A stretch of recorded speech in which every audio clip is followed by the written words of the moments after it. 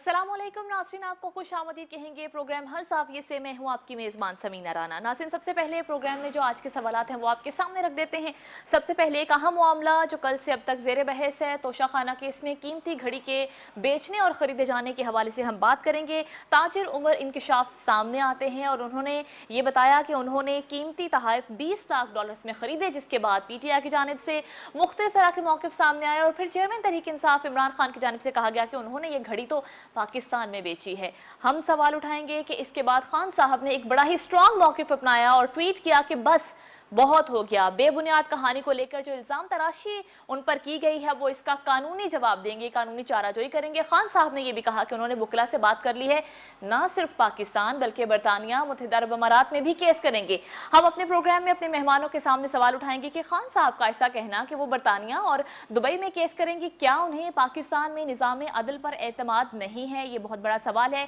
क्यों ना उम्मीद है कि उन्होंने दुबई में और बरतानिया में इस केस को उठाने की बात की है? जो दूसरा हमारा टॉपिक है, इमरान खान के बयान के हवाले से ही हमारे प्रोग्राम में बात करेंगे। खान साहब ने एक बड़ी बात कर दी है। उन्होंने कहा है कि मुझे मुज़ाकरात का पैगाम भेजा जा रहा है, लेकिन इलेक्शन की तारीख दें और मुज़ाकरात कर लें। सवाल यह है कि खान साहब का ये बयान क्या इस चीज़ को जाहिर करता है कि बर्फ़ पिघल रही है, यानी PDM हुकूमत क्या वाकई मुज़ाकरात चाहती है? और सदर ममलिकत की जानिब से जो मुज़ाकरात के हवाले से बारहा कोशिशें करने की बात की जा रही थी, क्या वो कोशिशें रंग ला रही हैं?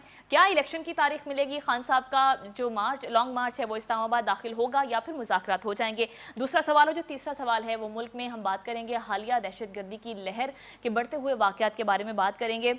लकी मरवत में अफसोसनाक वाक़या पेश आया, पुलिस मोबाइल पर हमला किया गया जिसमें 6 अहलकार शहीद हुए। इसके अलावा बाजोड़ में अभी कुछ देर पहले खबर मौसूल हुई, सिक्योरिटी फोर्सेस और दहशतगर्दों के दरमियान झड़प हुई। इससे पहले भी गुज़िश्ता दिनों की अगर बात करें, जिसमें 20 अक्टूबर, 23 अक्टूबर, 25 अक्टूबर, 30 अक्टूबर, 7 नवंबर, 8 नवंबर, 10 और फिर 16 नवंबर के वाक़यात, अफसोसनाक वाक़या दहशतगर्दी के हवाले से सामने आ रहे हैं। सियासी रस्साकशी का क्या मुल्क दुश्मन फ़ायदा उठा रहा है? मेरा तीसरा सवाल।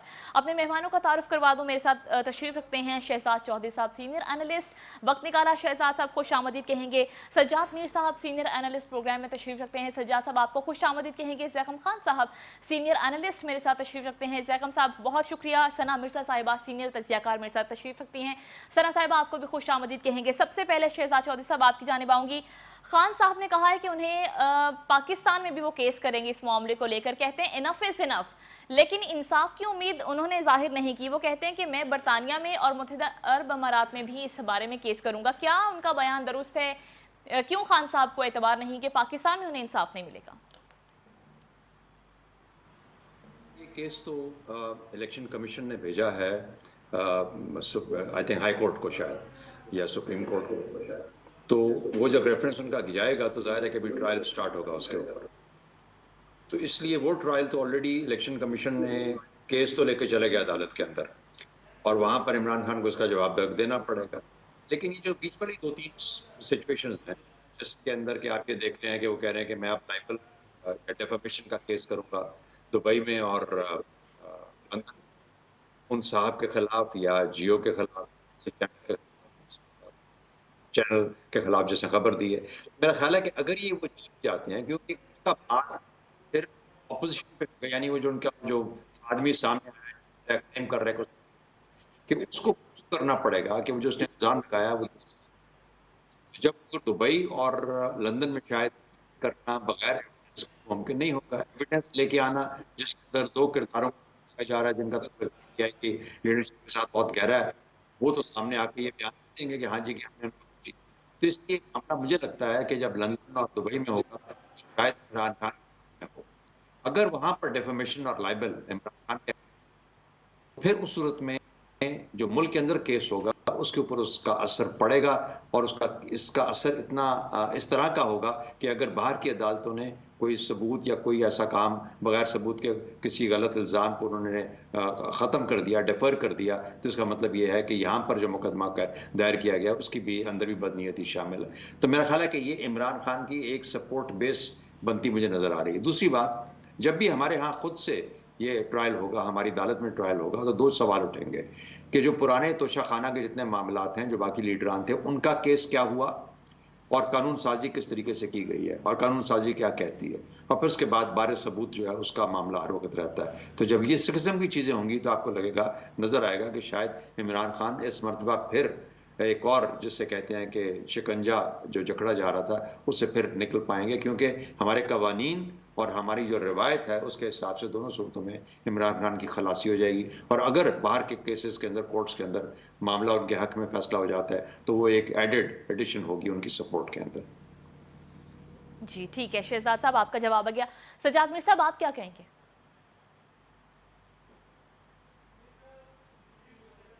سجاد میر صاحب آپ کی آواز نہیں آ رہی، آپ سے دوبارہ رابطہ کریں گے. زیکم خان صاحب آپ کی جانب آؤں گی، آپ کیا کہنا چاہیں گے؟ سر خان صاحب نا امید ہیں کہ پاکستان سے انصاف نہیں ملے گا، وہ برطانیہ اور دبئی میں کیس کریں گے، کیا بیان درست ہے خان صاحب کا؟ خان صاحب کا کمال یہ ہے کہ جب بھی ان پر الزام لگتا ہے، جب بھی وہ پھنسنے لگتے ہیں تو وہ صلاح الدین ایوبی بن کر الٹا حملہ کر دیتے ہیں. جواب تو خان صاحب کو دینے ہیں اور عوام کو دینے ہیں اور ان کو دینے پڑیں گے. دیکھیے عمران خان صاحب کہتے ہیں کہ برطانیہ کو ان سے زیادہ کوئی نہیں جانتا. برطانیہ کا وزیر اعظم جو گفٹ لے سکتا ہے اس کی مالیت ہے 140 پاؤنڈ. پاکستانی رقم بنتی ہے 37,052 روپے 62 پیسے. اس سے زیادہ کا گفٹ وہ رکھ نہیں سکتا، ورنہ پورے پیسے دینے پڑتے ہیں. امریکہ کا جو صدر ہے وہ رکھ سکتا ہے گفٹ صرف $415 کے. آج کے روپے بنتے ہیں 92,229. اتنے سے پیسوں کا گفٹ امریکہ کا صدر جو ہے وہ رکھ سکتا ہے. ایک اور چیز جو بہت اہم ہوتی ہے، دیکھیں عمران خان مسلسل ہمیں کرپشن کے خلاف لیسنز دیتے رہتے ہیں. کرپشن کا الٹ ہوتا ہے ٹرانسپیرنسی، اور ٹرانسپیرنسی کا الٹ ہوتا ہے کرپشن. اور یہ ایک ایسا کیس ہے جس کے بارے میں عمران خان شروع سے آج تک کچھ بھی بتانے کو تیار نہیں ہے. پاکستان میں جو ٹرانسپیرنسی کا ادارہ ہے، جو انفارمیشن کمیشن ہے، انہوں نے رول دیا کہ عوام کو بتایا جائے کہ کتنے کے گفٹ آئے ہیں، انہوں نے نہیں بتایا. بار بار پاکستان کی ہائی کورٹ کہتی رہی، انہوں نے کہا نہیں جی یہ پاکستان کی قومی سلامتی کا معاملہ ہے. ساری دنیا کے گفٹ، صرف امریکہ کے ایک گفٹ آپ دیکھ سکتی ہیں، آپ کو معلوم ہوتا ہے امریکہ کے صدر کو کون گفٹ دے رہا ہے، برطانیہ کے وزیر اعظم کو کون گفٹ دے رہا ہے. مودی صاحب کو جتنے گفٹ ملے انہوں نے تمام بیچ کر وہ عوام پر لگا دیے. اب اس وقت عمران خان جو ہیں وہ کہتے ہیں کہ کیس کریں گے. فائنینشل ٹائمز پر تو انہوں نے کیس نہیں کیا. مجھے نہیں لگتا کہ اس وقت بھی وہ کیس کریں گے، کیونکہ کیس اگر وہ کریں گے تو انہیں ثبوت لا کر دینے پڑیں گے. اس سے پہلے وہ عوام کو بتا دیں. جو کچھ انہوں نے جا کے باہر کی عدالت کو بتانا ہے وہ پاکستان کے عوام کو کیوں نہیں بتا رہے؟ تو زیکم صاحب وہ تو کہہ رہے ہیں کہ انہوں نے پاکستان میں بیچے ہیں یہ تحائف، اور ان کے پاس ثبوت ہیں اس چیز کے.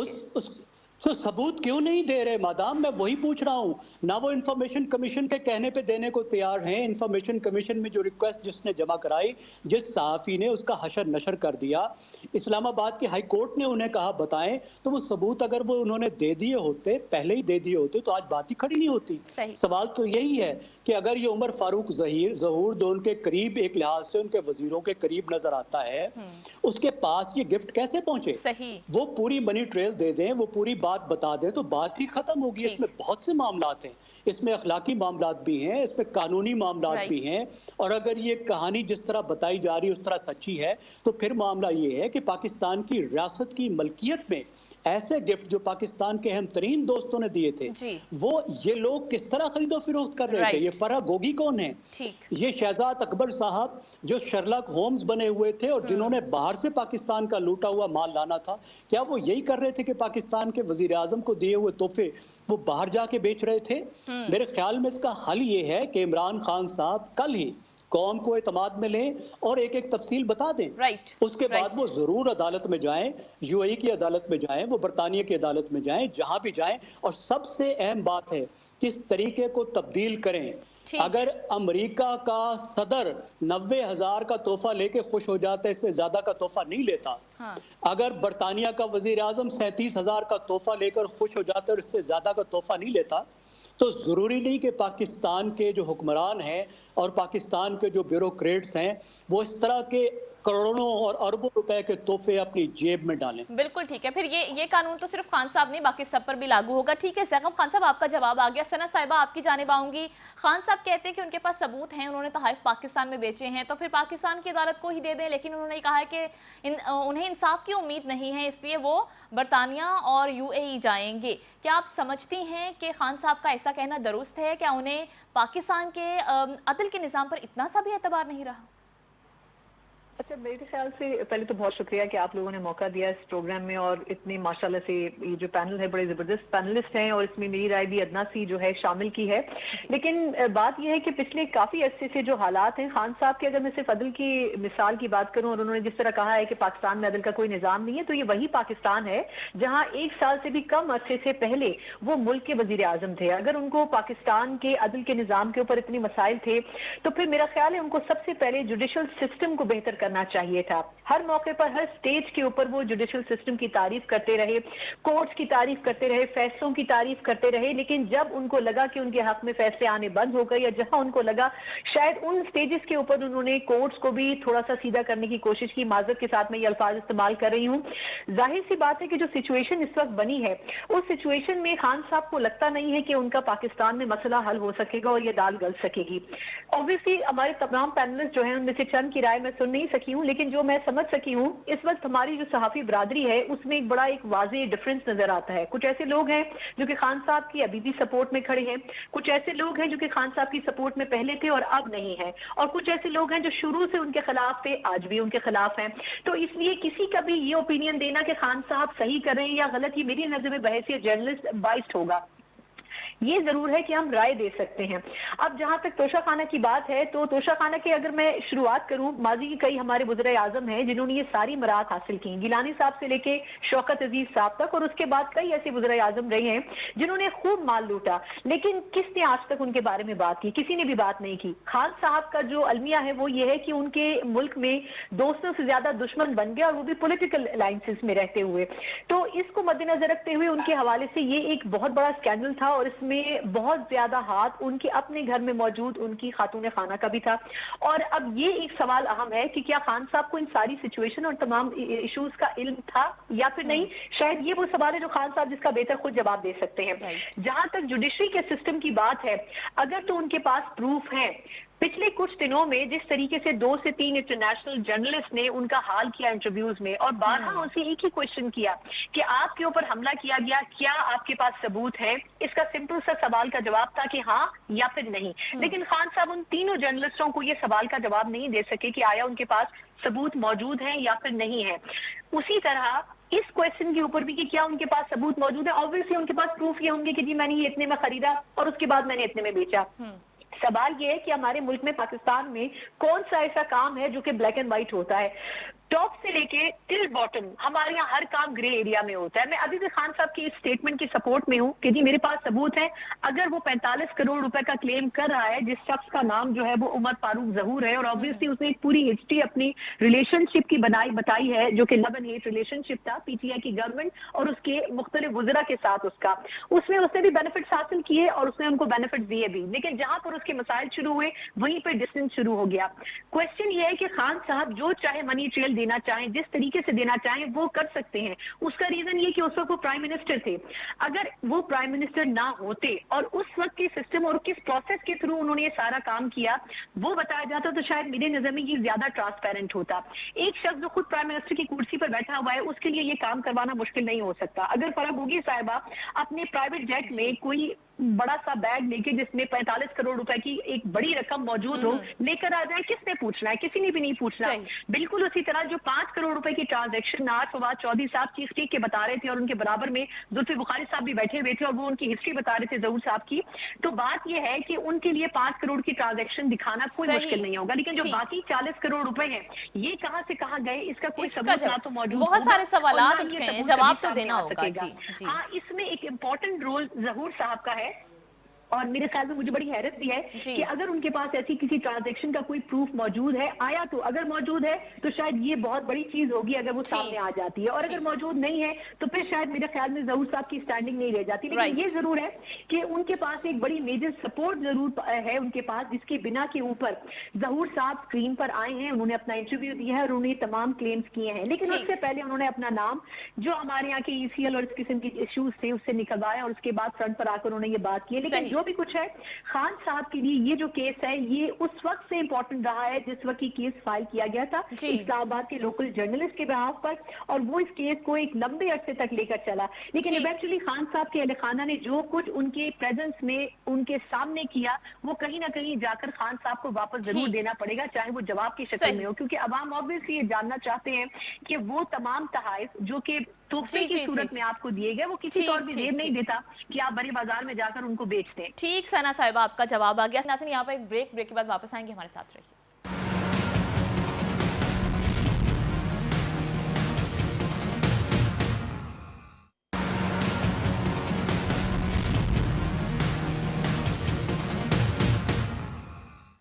ناظرین بریک کے بعد ایک بار پھر سے آپ کو پروگرام میں خوش آمدید کہیں گے. ہمارا دوسرا سیگمنٹ جس کا سوال ہم نے یہ رکھا آج کے، خان صاحب کہتے ہیں کہ مجھے مذاکرات کا پیغام بھیجا جا رہا ہے. خان صاحب کا یہ بیان کیا اس بات کو ظاہر کرتا ہے کہ کیا برف پگھلنا شروع ہو گئی ہے؟ میر صاحب پہلے آپ کی طرف آؤں گی کہ آپ پہلے سوال کا جواب دینا چاہیں گے پہلے، اس کے بعد دوسرے سوال پر اپنا تجزیہ دیجیے گا.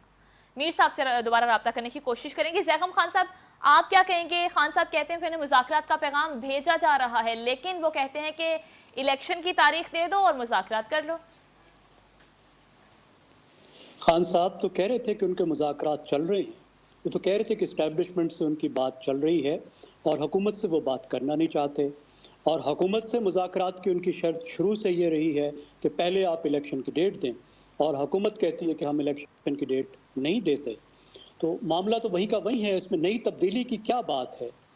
عمران خان صاحب یہ بتائیں کہ پیغام تو دیکھیں، جہاں تک جو پہلے اپوزیشن تھی آج حکومت میں ہے، جب وہ اپوزیشن میں تھے تب بھی وہ بات کرنا چاہ رہے تھے، حکومت میں ہیں تب بھی وہ بات کرنا چاہ رہے ہیں. بات تو عمران خان نہیں کرنا چاہ رہے، اور ان کی یہ پری کنڈیشن مسئلہ بنی ہوئی ہے کہ پہلے آپ الیکشن کی ڈیٹ دیں تو پھر بات ہوگی، پھر اس کے بعد بات کیا رہ جائے گی؟ اس کے بعد تو صرف الیکشن کے طریقہ کار پہ بات رہ جائے گی.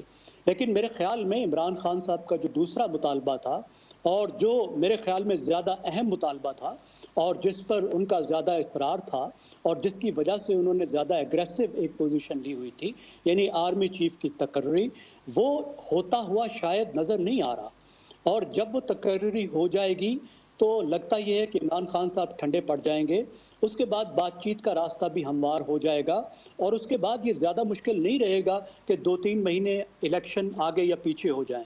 الیکشن اس ڈیٹ پہ نہیں ہو سکتے جس ڈیٹ پہ عمران خان چاہتے ہیں، اور شاید اس ڈیٹ پر بھی نہیں ہو سکتے جس ڈیٹ پہ حکومت چاہتی ہے. تو یہ چند مہینوں کی بات ہے، کوئی اتنا بڑا مسئلہ نہیں ہے، یہ طے ہو سکتا ہے.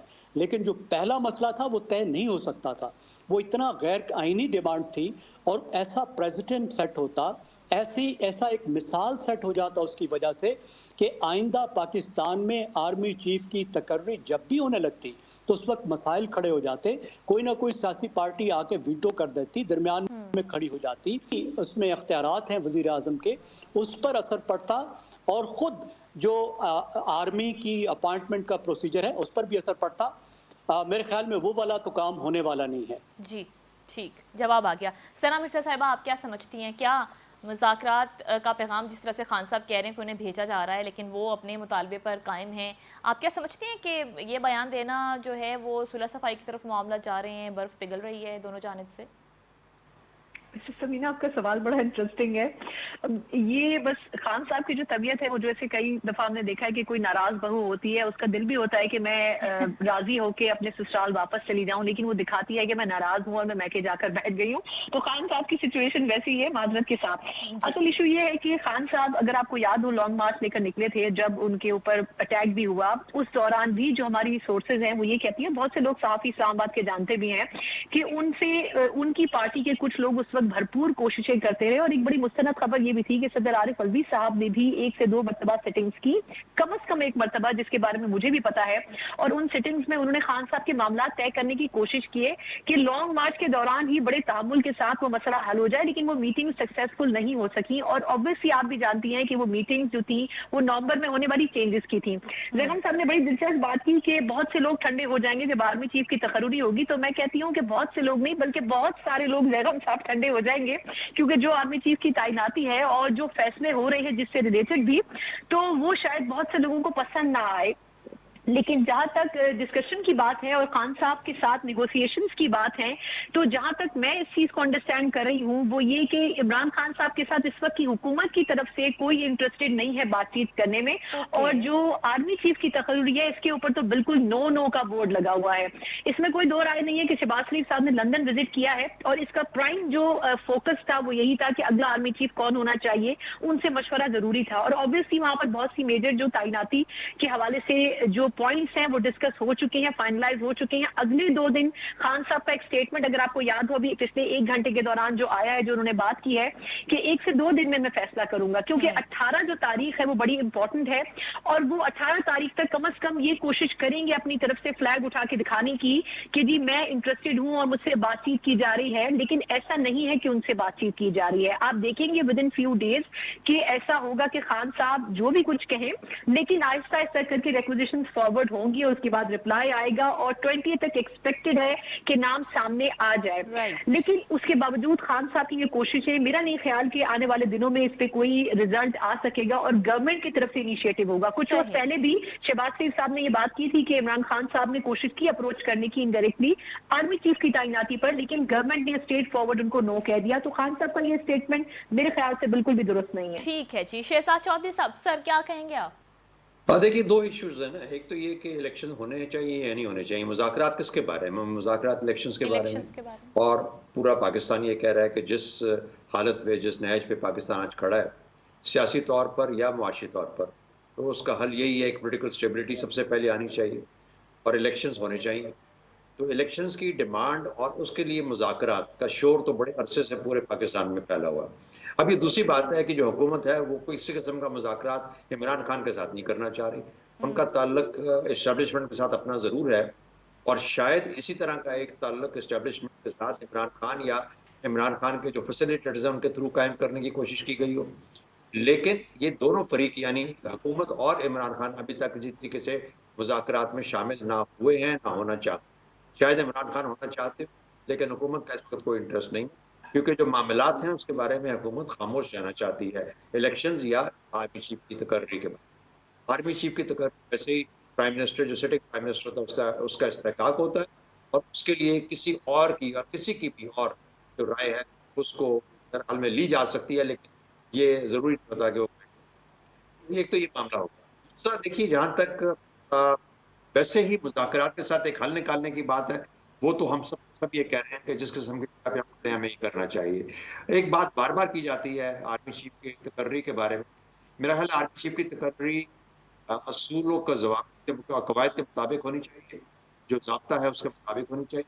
उसमें किसी और की इनपुट है वो ली जा सकती है अगर प्राइम मिनिस्टर चाहे तो, वरना जो टॉप के 3, 4, 5 नाम आते हैं डिफेंस मिनिस्ट्री ऑफ डिफेंस की तरफ से, उसके अंदर से प्राइम मिनिस्टर ने चूज करना होता है, उसका इसको एक सियासी इशू हमारे यहाँ करना चाहिए। मेरे हाल में उसकी कोई गुंजाइश, उससे आप आने वाले चीफ का, चले जाने वाले चीफ का जो हशर किया वो तो किया, आने वाले चीफ का भी हम सत्यानाश कर देते हैं उसके काम शुरू करने से और ओहदा संभालने से पहले। मेरा ख्याल है अपने अदारों को हमें बिल्कुल कंट्रोवर्शियल नहीं करना चाहिए और इसको हमें बिल्कुल एक अलहदा प्रोसेस के तौर पर लेना चाहिए, जो कि एक एडमिनिस्ट्रेटिव प्रोसेस है। ठीक है जी, शहजाद चौधरी साहब आपका जवाब आ गया। नाज़रीन, प्रोग्राम में यहाँ पर मुझे एक ब्रेक शामिल करनी है। ब्रेक के बाद जब हम वापस आएंगे तो हमारा तीसरा जो टॉपिक है वो मुल्क में दहशतगर्दी के हालिया वाक़यात में इजाफा हो रहा है, बाइस तशवीश से बात करेंगे साथ में।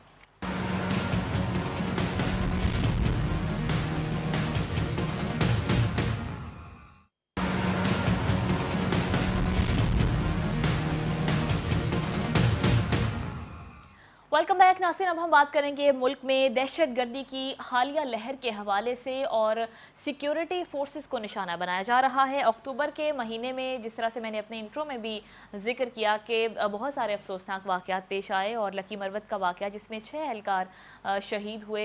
क्या सियासी रस्साकशी का इस वक्त जो सिलसिला चल रहा है, जो मंजर है पाकिस्तान की जो सूरत हाल है, इसका फ़ायदा पाकिस्तान के दुश्मन उठा रहे हैं? शहजाद चौधरी साहब। जी, इसमें कोई शक नहीं, जब भी किसी मुल्क के अंदर इंतशार होता है और वहाँ की लीडरशिप, चाहे वो सियासी लीडरशिप है या फौजी लीडरशिप है, हर सतह पे जो लीडरशिप है उसका ध्यान बट जाता है। जब ध्यान बट जाए तो फिर वो अपना काम उस खुश असलूबी से अंजाम नहीं दे पाते जो कि उनका तकाजा करता है, हालात तकाजा करते हैं। तो मेरा ख्याल है कि जब इस मामले में देखा जाए तो पाकिस्तान में सियासी इंतशार जो हालिया जो इस वक्त जो एक चल रही है सिचुएशन और इस रूज के हालात के अंदर जहाँ पर आपने फिर अपनी फौज प्रोफेशनल बनाने की कोशिश की है, तो फौजी लीडरशिप हो या सियासी लीडरशिप हो, मुल्क की कौमी लीडरशिप का ध्यान बटा हुआ है। वो ऐसे मामला की तरफ देख रहे हैं जो कि होने ही नहीं चाहिए थे। और जब ऐसे होता है तो फिर दुश्मन जिस शक्ल में भी आए, जहां से भी आए, जिस किस्म का भी दुश्मन हो, चाहे आपकी अपनी सफ़ों में क्यों ना बैठा हो, वो फिर अपना अमल करता है और उसने वो अमल करके दिखा रहा है, कर रहा है। और ये एक कहानी है जो कि पिछले चंद माह से कंटिन्यूसली जारी है, अफसोसनाक है। और मेरा ख्याल है कि जहां जहां पे फोकस करने की ज़रूरत है, बेहतर है कि हालात को वापस काबू में लाया जाए, मुल्क को पटड़ी पे दोबारा चढ़ाया जाए, ताकि इन मामलात का फिर मुकाबला जो है वो सही तौर पर, सही अंदाज में, सही जगह से किया जा सके, बजाय इसके कि आप कंट्रोवर्शियल बना के फौज और बाकी आपका दिफाई और पुलिस का निज़ाम इतना कमज़ोर हो जाए कि फिर उसके बाद कोई इसका मुकाबला। ठीक जी, शहजाद चौधरी साहब आपका जवाब आ गया। सहकम खान साहब आप क्या कहेंगे सर? पर भी पड़ता है जी, अमन व अमान पर भी पड़ता है। आप पिछले वाक़यात हुए, अब वो एक ऐसा मामला था जिसको फौरी तौर पर सूबाई हुकूमत ने डील करना था और उसके बाद फेडरल गवर्नमेंट की मदद लेनी थी। लेकिन उसमें जो सूबाई हुकूमत थी वो फेडरल गवर्नमेंट पर इल्ज़ाम लगा रही थी और फेडरल गवर्नमेंट जो है वो सूबाई हुकूमत पर इल्ज़ाम लगा रही थी। तो एक तो वो ताउन की कमी और ये सियासी अदम इस्तेहकाम अगर कायम रहा तो इसका अमन व अमान पर यकीनन असर पड़ेगा। लेकिन इसका जो ज़्यादा अहम पहलू है वो है फॉरेन पॉलिसी का पहलू, कि बदकिस्मती से इस वक्त अफगान तालिबान उसी तरह बिहेव कर रहे हैं जैसे पहले की अफगान हुकूमतें करती रही हैं, जिस तरह से अफगान स्टेट करती रही है। आप देखिए, आज से 5 दिन पहले चमन पर हमारी तालिबान ने एक पाकिस्तान के रेंजर को कत्ल कर दिया और वो वापस चला गया। और तालिबान कहते हैं हमें पता नहीं कि वो कौन था, वो अफगान तालिबान का भेस बदल कर आया था और उसके बाद वो भाग गया। और उसके बाद से गुज़श्ता 5 दिन से वो क्लोज है। पाक अफगान बॉर्डर पर मुसलसल टीटीपी अफगानिस्तान में पनाह लिए हुए है और टीटीपी के जो सरकर्दा रहनुमा हैं वो वुज़रा का स्टेटस वहाँ एंजॉय कर रहे हैं। वहाँ पर वो उस तरह का स्टेटस एंजॉय कर रहे हैं जो वीआईपी मेहमानों का होता है। अफगान तालिबान के अलावा के लोग हैं, यानी ये पाकिस्तानी दहशतगर्द हैं जिन्हें असला लेकर घूमने की इजाज़त है। तो इस तरह के मामलात हो चुके हैं कि अगर हमने अफगानिस्तान से इस वक्त डील ना किया और अगर हमने इस वक्त उनको अपीज करने की कोशिश की, जो हम कर रहे हैं कि मुसलसल उनको मजीद रियायतें, मजीद फ़ायदे सब कुछ दे रहे हैं, कुछ 1.5-2 को ट्रेड में फ़ायदा दे रहे हैं, ट्रेड में जो टैक्सेस लगाए जाते हैं कस्टम्स में उसमें उनको रियायतें दे रहे हैं, हर तरह से अपीज करने की कोशिश कर रहे हैं, लेकिन उनकी तरफ से मुसलसल हम पे हमले आ रहे हैं। तो मेरा ख्याल है इसमें बड़ा उस तरह का मैसेज देने की ज़रूरत है जिस तरह का कुछ अर्से पहले हमने दिया था, जब पाकिस्तान के जो दहशतगर्द अफगानिस्तान में हैं उनकी पनाहगाह, इसमें नरमी नहीं बरतनी चाहिए। उनको वाज़ेह तौर पर बताना चाहिए कि पाकिस्तान के लिए नाकाबिल कबूल है, वरना ये चीज़ बहुत खतरनाक हो जाएगी, दोबारा जड़ें पकड़ लेंगे और ऐसे दहशतगर्द जो मुल्क में भी मौजूद हों और एक पोरस बॉर्डर के परली तरफ उनको पनाहगाहें भी दस्तयाब हों, फिर मुल्क में सियासी अदम इस्तेहकाम भी हो, तो ये एक रेसिपी है, ये एक नुस्खा है अमन और अमान की तबाही का और दहशतगर्दी का। ठीक जवाब आ गया। सना मिर्जा साहिबा आप क्या कहेंगी? देखिए, जो दहशतगर्दी के हवाले से हमारे एफर्ट्स हैं उसमें कोई शुबा नहीं है कि हमारी फौज ने बहुत काम किया है, लेकिन doubt. ऐसा नहीं है, ये एक ऐसा सस्टेन्ड एफर्ट है जो कि कंटिन्यू होना चाहिए। लेकिन इसमें एक बड़ी अलार्मिंग सिचुएशन है। आपको अगर याद हो 29 अक्टूबर को भी इसी किस्म का एक अटैक हुआ जो कि हमारी आर्म फोर्सेस के ऊपर किया जी। गया, उसमें भी हमारे 2 फौजी जवान शहीद हुए। आज 2 बड़े इंसिडेंट्स हुए, एक लकी मरवत में हुआ जहां पर पुलिस मोबाइल के ऊपर अटैक किया गया, उसके अलावा एक हमारे पास बाजोड़ में जी। दहशतगर्दों ने फायरिंग की क्रॉस फायर में, उसमें भी हमारे 2 फौजी जवान शहीद हुए। पिछले कुछ अरसे के दौरान तवातुर के साथ ऐसे वाकयात हो रहे हैं। इसका मतलब ये है कि कहीं ना कहीं बिल्कुल अंडरग्राउंड लेवल के ऊपर ये सिस्टम है जो कि दोबारा फाल हो रहा है, और ये फाल अभी मिनटों में या विद इन वीक्स नहीं हुआ होगा, ये एटलीस्ट फाल होने में इसको 6 महीने 8 महीने साल लगा होगा। तो इसका मतलब ये था कि जो हमारा एफर्ट था वो सस्टेन नहीं था। हमने इंटरमिटेंट एफर्ट्स किए, हमें लगा कि तालिबान चले गए, टेररिज्म खत्म हो गया, दैट्स इट, हम उसके बाद अपना काम खत्म करके बैठ गए। हमें एक कंसिस्टेंट पॉलिसी चाहिए जो कि जिसके ऊपर काम होना चाहिए था। लेकिन इशू ये है कि हमारे यहाँ जो पॉलिटिकल सिस्टम है वो एक दूसरे के ऊपर इल्जाम तराशियों के ऊपर लगा हुआ है। ना हम इंटरनेशनल इश्यूज के ऊपर फोकस करते हैं, ना हम टेररिज्म के खिलाफ एक पॉलिसी के ऊपर फोकस करते हैं। एक हमने नेक्टा नामी एक इदारा बनाया था जो हवा में गुब्बारे की तरह उड़ गया, आज तक वो फाल नहीं हो सका, उसकी बिल्डिंग में लोग नहीं बैठ सके, काम नहीं कर सके। जब आप एक सेटअप को स्टार्ट करने के बाद कागजों में उसको इफेक्टिव ही नहीं कर सके तो फिर इसका मतलब यह है कि आप कुछ भी नहीं कर सकते हैं, आपकी बातें सिर्फ दावों तक महदूद हैं। अगर हमारी पॉलिसी मौजूद है कोई टेररिज्म के खिलाफ तो उसको हमें नजर आना चाहिए था। ये जो पिछले 15 दिन में 3-4 वाकयात हुए हैं, ये इस बात की निशानदेही करते हैं कि हमारी पॉलिसी से वो नताइज नहीं मिल रहे जो हमें एक्सपेक्ट कर रहे थे, और अगर वो नताइज नहीं मिल रहे तो इसका मतलब है कि हमें इस पॉलिसी को रिव्यू करने की जरूरत है। सही। सना मिर्जा साहिबा, आपका जवाब भी आ गया। शहजाद चौधरी साहब सीनियर एनालिस्ट, बहुत शुक्रिया। शहजाद साहब आप तशरीफ लाए। ज़ैकम खान साहब सीनियर तजियाकार, आपके कीमती वक्त तजिया का बहुत शुक्रिया। सना मिर्जा साहिबा सीनियर एनालिस्ट और सीनियर तजियाकार मेरे साथ मौजूद थी। सना साहिबा बहुत शुक्रिया। तमाम मेहमानों की आमद, कीमती वक्त, कीमती तजिया का शुक्रिया। नाज़रीन, इसके साथ ही प्रोग्राम का वक्त खत्म हुआ। इजाज़त दीजिए, अपने फीडबैक से आगाह कीजिएगा। अल्लाह निगहबान।